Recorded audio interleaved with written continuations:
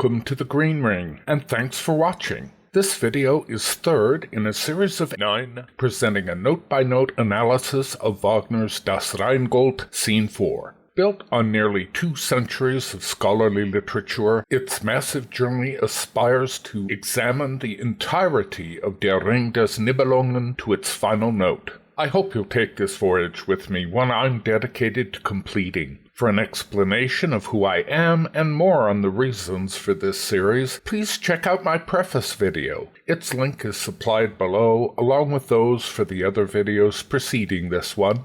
We pick up where we left off in Dover's full score on the first stave of page 238, just as Alberich launches his notorious curse on the ring. But first, a word from your sponsor, me. From the day Shaw first cast doubt on this anathema, scholars have debated whether the dwarf has any real hand in bringing about the dangers outlined in it, and many agree Alberich has no such power.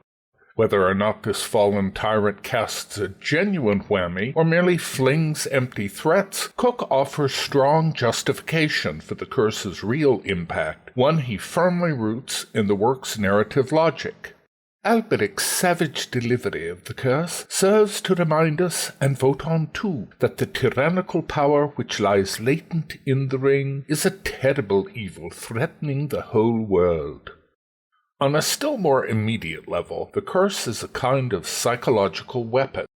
The dwarf injects fearful doubt, a time-honored device for undermining an enemy's resolve, precisely the threat with which the original myth imbues its ring. And the dwarf pronounced that this ring should be the deadly destruction of whoever possessed it. Loki said that he was happy for that to be so, and that it would have power to remain valid, this pronouncement, inasmuch as he would bring it to the ears of those who took possession of the ring. Alberich, like Andvari, vests the ring with the curse's power simply by having forged it, and, as with the mythic dwarf, the curse's words embody his intimate knowledge of the doom to which that power inevitably leads. Just as the mythic Loki empowers the curse by sharing it with others, so Alberich does by announcing it to the gods. Though Wotan shrugs it off at first, Fasold's murder soon hammers the point home in a way the god can't ignore, which he blurts out in front of his assembled immortals, thus infecting them with the same self-destructive terror. As always, deep layers hide beneath these surfaces. Both Shaw and Cook find symbolic justification for the ring's threat and locate the potency of Alberich's curse in various allegorical constructs. Yet the curse need not be in any way symbolic, because its threat is a direct one. Alberich more or less announces his future plans for regaining his precious tool, weapon, and life's work.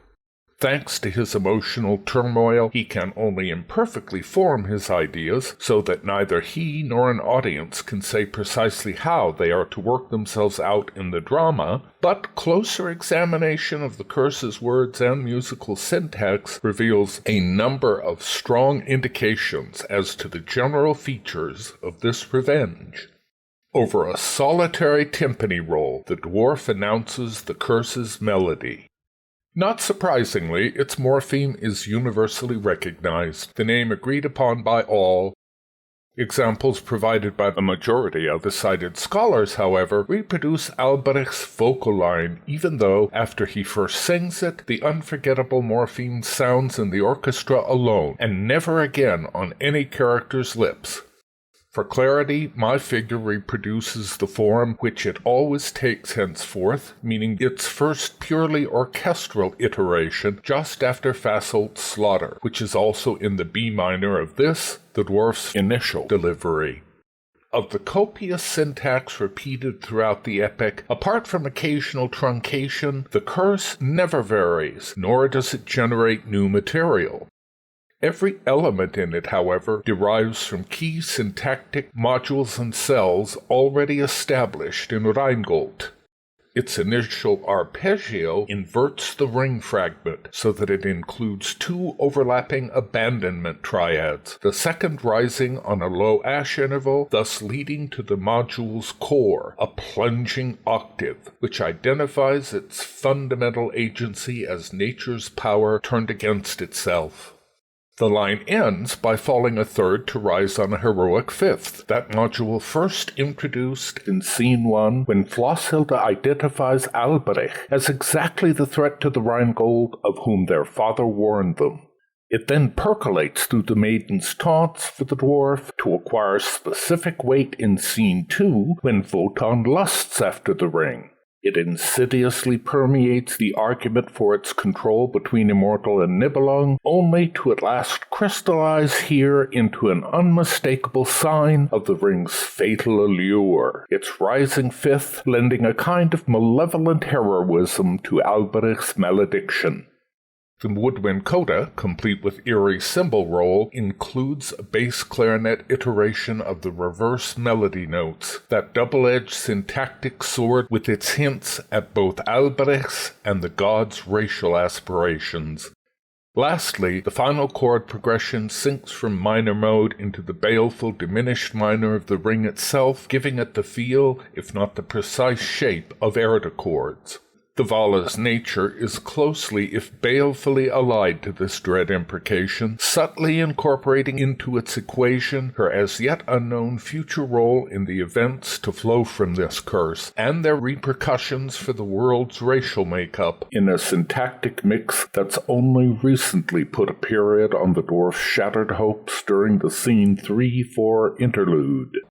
Outside variants, and one particularly fascinating episode drawn from elsewhere, three morphemes dominate the remainder of the curse, meaning the ring fragment, reverse melody notes, and resentment, the first two almost exclusively in the vocal.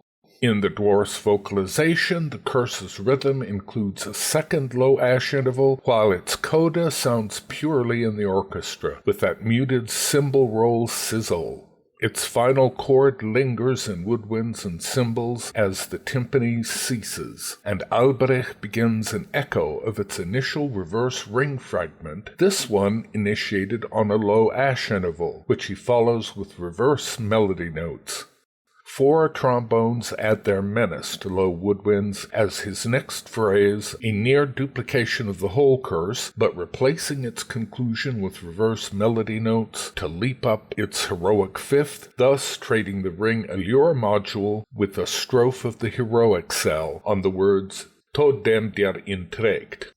Wotan soon decides the answer to his ring woes is a hero to wrest it from Fafnir on the god's behalf, while the dwarf visualizes the death of anyone who touches it until it comes back to its rightful owner. Ironically, as these two modules at a parallax imply, both are correct, though not at all in the way either thinks, and the heroic module plays a huge part in that unexpected outcome. This fertile syntax explosion launches the curse's next three periods, echoing vocal pairs built on ring fragments. The first bracketing episode's vocal is doubled by trombones in thirds over a bassoon pedal, a timpani roll taking over for cymbals. It consists of two ring fragments, each with reverse world ash intervals at their tops, whose Welterbe triads conclude on reverse melody notes, a bouquet made entirely of those syntactic modules hinting at the racial changes already being effected by the ring on world populations. This leads to the aria's resentment phase, extended across a series of 15 iterations, cellos taking its scales, a harsh muted horn its sustained notes, clarinets its pulses, with English horn added on the fifth iteration, bassoons and timpani having gone silent. During this, Alberich's text develops the implications of the ring's threat as outlined in his initial fragment development. His intense raging pain over its loss seems to quench the dwarf's eloquence into a string of monotone repeated note phrases with, surprisingly, only 2 static ash intervals among them, all the while shifting almost imperceptibly upward with the accompaniments rising harmonic pulse, meaning in a series of reverse chord note pulses, sly reminder of his dismal optimism, combined with Loge's surreptitious chromatics, his furies goad from the beginning. His vocal line tops this subtle crescendo with the distortion of ringlust, which triggers his second fragment vocal atop the 11th resentment strophe, which then moves through another 5 iterations. With them, clarinets, bassoons intone a ring pulse shaped more like its scene 1 variant, meaning with melody notes replaced by a rising arpeggio built from 2 overlapping abandonment triads, diminished 7th harmonies intact. In short, that ring fragment inversion which forms the curse's initial notes. A second iteration, clarinets replaced by horns, appears to launch immediately following this first, but instead sinks as an elongated ring fragment, similar to that beginning scene 3, yet another indicator that race plays a huge role in the dwarf's revenge. Topping this twofold ring development, the dwarf's line extends each of its fragments to their full length, thus producing the wanted overlapping Welterb triads, the last of each replacing the reverse melody notes in their original codas. As an interesting detail, the second verse line follows the woodwind's ring by leaping up powerfully on a strophe of the triad's reversal, with its implications of betrayal and abandonment. Both phrases also sound ash intervals, the first reverse on the term Vushar, with stout emphasis from the timpani's Valhalla ash interval, the second on Vurgur, the direst inverted version with the added shivering sizzle of a cymbal roll. While the curse's text as a whole catalogues those woes subsequent ring owners are fated to suffer, these fragment-dominated vocals are among its most specific, including fear of thieves and the greed of others, poverty, all the way to fear of death and death itself. Interwoven as they are with equivocal variants of the world ash's fount of energy, their dominant morpheme suggests the Nibelungs after Alberich's fall. It's as if he formulates how to give his threat teeth by keeping a grip on his dwarfish brethren despite his rout, accepting they must become a different sort of army, yet one still bent on regaining the ring. This controversial notion addresses one crucial narrative mystery never mooted either in commentary or production. Alberich leaves Rheingold penniless, powerless, bereft of any conceivable means for acquiring more gold, yet, by the time of Valkyr, he's bribed a woman into bearing him a child, which Götterdämmerung reveals is the queen of a powerful mortal clan. Only if the dwarf somehow retains mastery over at least a portion of his brethren after he disappears from Rheingold, some of whom manage to ally themselves with mortals, would he be able to amass sufficient wealth by traditional means without the ring's power, then establish the social access necessary to bribe the matriarch of a great dynasty. The Meister's prose drafts toy with such possibilities, but he dropped that small but vital bit of narrative glue from his final version, choosing instead to suggest it in his musical syntax alone. Stage directors have never chosen to close so gaping a hole in the narrative's logic by following those sonic hints, and it's among the great shames of ring productions over the years. Anticipated by low brass sinking on an unsyncopated quasi-spear scale, the dwarf's second line extends to ride atop a final pair of resentment pulses, voice doubled at a parallax by a horn bassoon ring fragment, clarinets joining the latter to fade in its quaver distortion. From this relative quiet, cellos race up a last resentment scale into a tremolo pedal atop which Alberich's fury gradually rises to climax as he hurls his most intriguing threats. This contains a notable instance of a harmonic shift playing a key syntactic role, one rendered especially striking thanks to the unusually simple orchestral support. It's no more than two sets of chords rising in progressively augmented layers of tremolo upper strings over a bassoon low string pedal and renewed timpani roll. The key is that these chords recall that moment in Scene 2 when the gods age for lack of Freya's apples, an idea resurrected in the Scene 3-4 interlude as part of Erda and Loge intimidating Fasolt into relinquishing the goddess. Adhering to the harmony, Alberich's vocal outlines two distinct echoing phrases, which would be inverted ring fragments as in the curse itself, except the tonic harmony prevents it. Instead, they intone a pair of abandonment triads whose charge of betrayal here becomes inescapable, their motion in the first vocal phrase following two static whirl-dash intervals, and in the second, a pair of low intervals. The first strophe ends on reverse chord notes, as dictated by the harmonic shift, while the second diverges into reverse melody notes, a potent memory of the curse morpheme itself, which launches the whole of this dramatic malediction. Woodwind's horns joined mass tremolo strings for two brutal Erda chords in their dire minor mode, connoting the ring's power.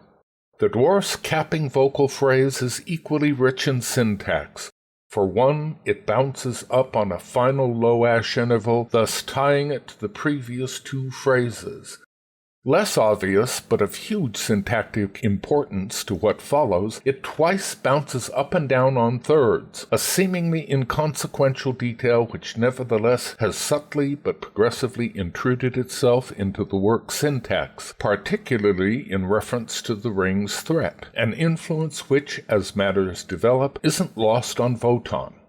Meanwhile, Alberich tops his climactic imprecation by echoing the curse's final notes, that module codified in Wotan's Scene 2 yearning for the talisman's power, here capped with violent quaver sting across the entire orchestra.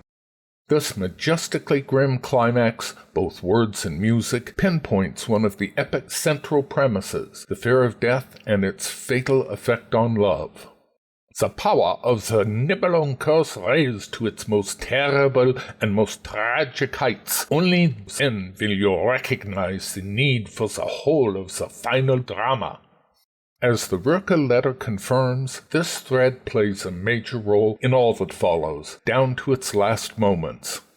From one point of view, it's surprising the Erda chords, never mind the ring itself, play such a brief role in what is essentially an ode to its dark powers, where that syntax might be expected to dominate.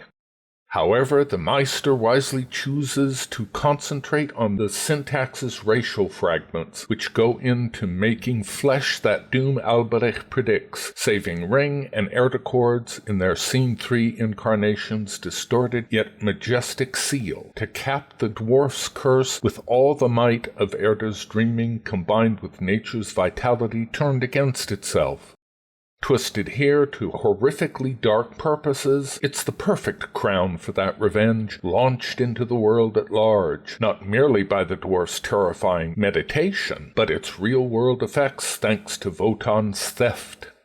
With shuddersome effect after such blazing tumult, the dwarf's coda begins on an echoing pair of a cappella phrases assuring this is how it must be until the ring returns to him. The first lifts on reverse chord notes into a low ash interval on the third, capped by a pathetic inharmonic falling sixth. The second rises another low interval through an abandonment triad, also ended by a descending sixth over a timpani roll that swells with low woodwinds into a variant of the curse's coda, complete with its reverse melody notes. Its final chord sustains with a timpani roll, as Alberich calls this his blessing on the ring, in höchster Not, sung to a pair of free ring variants.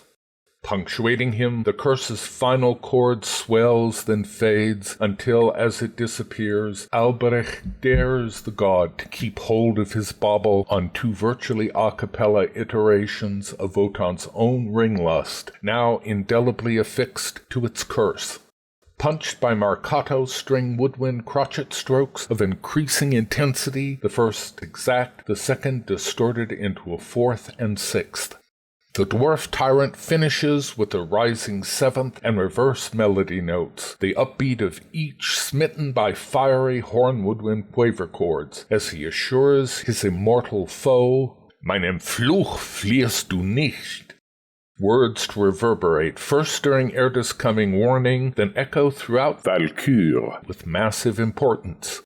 Seed of doom planted, Alberich flees the scene as the orchestra shrieks, revealing variants of well-familiar syntax whose deployment is particularly enlightening at this crucial moment. It's remarkable in several ways. Insidious repetitions, most typically applied to the Erda chord notes in their context of enslaved Nibelungs, here energize the chords themselves.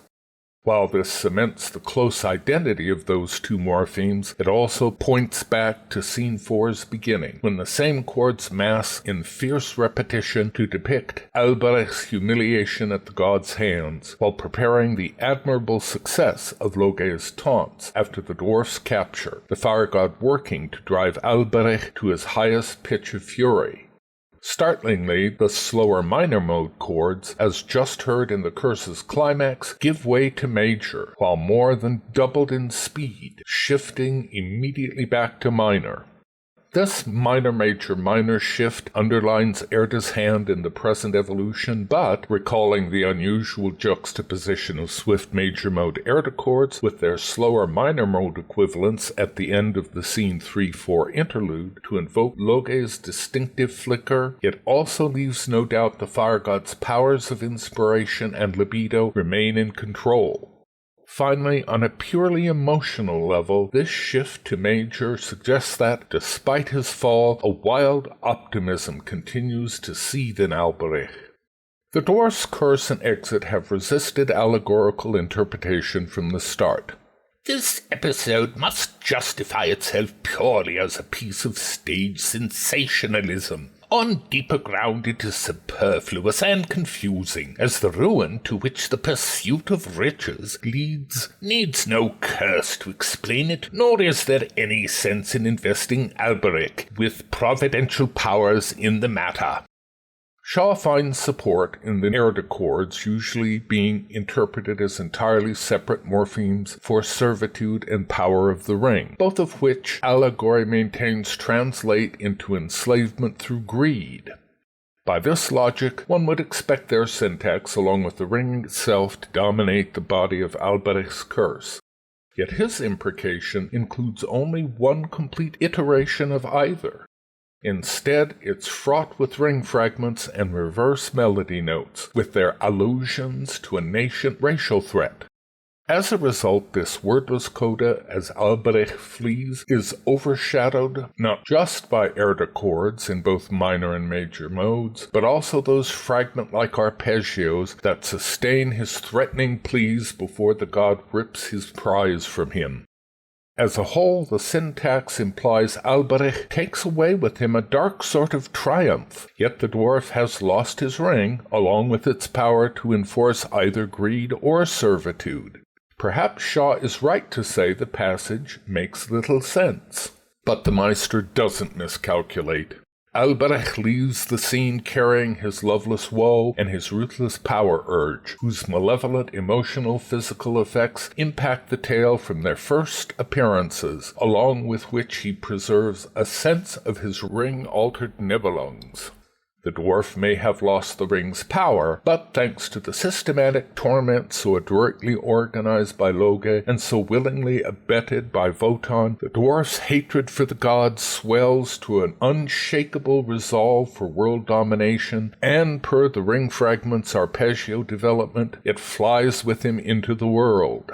Alberich may be unable to hold his Nibelung brethren in slavery, but, as Hagen's Götterdämmerung line confirms, the power to do so devolves upon the ring's subsequent owners, a prerogative Wotan relinquishes to the giants, which neither Fafnir nor Siegfried the Titan's vanquisher know to exercise.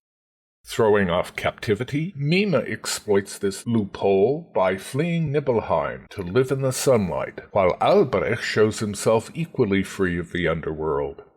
Wagner's sketches portray the dwarf brothers together with their dwarf fellows, meaning these other Nibelungs could perambulate at will in the mortal world. Given the theatrical mechanics of his time, the Meister determined this was impossible to stage, so did the next best thing by portraying his unique notions in musical syntax. At this stage of the tale, audiences can't know what becomes of the dwarf tyrant after Rheingold, never mind his Nibelung underlings. Even so, as his exit's purely orchestral coda continues, a wealth of syntactic hints imply controversial possibilities. Sounding in virtually every instrument, these 4 staves roughly highlight as many prominent syntactic lines as possible, which piano vocal scores generally limit to what's seen in the top and bottom staves. A shift in syntactic emphasis takes place halfway through this passage.